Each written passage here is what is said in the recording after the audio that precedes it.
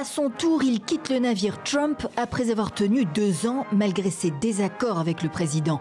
Leur animosité réciproque était de notoriété publique. Mais cette fois, c'en est trop pour Jim Mattis qui jette l'éponge. Dans sa lettre de démission, le chef du Pentagone explique ses différences de fond avec Donald Trump au lendemain de la décision du président de retirer les quelques 2000 soldats américains de Syrie, Trump estimant les djihadistes de l'État islamique vaincus, objectif atteint selon lui. Un constat critiqué et une décision solitaire avec laquelle le général Mattis n'était pas d'accord. Vous êtes en droit d'avoir un ministre de la Défense aux vues plus alignées sur les vôtres. Et je pense qu'il est bon pour moi de démissionner. Effectif fin février.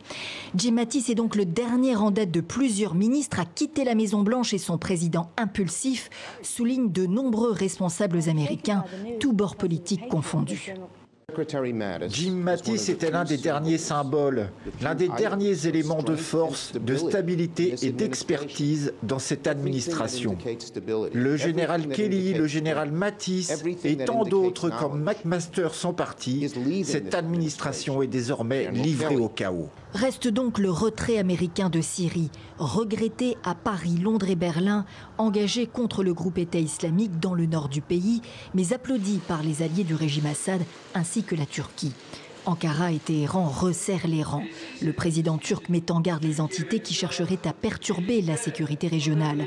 Un avertissement sans ambiguïté aux Kurdes, qu'il considère comme terroristes, présents des deux côtés de la frontière turco-syrienne. Les Kurdes ont largement contribué à la déroute des djihadistes. Ils apparaissent comme les grands perdants du retrait américain de Syrie. Washington envisagerait par ailleurs de se retirer d'Afghanistan dans les prochaines semaines, selon la presse américaine.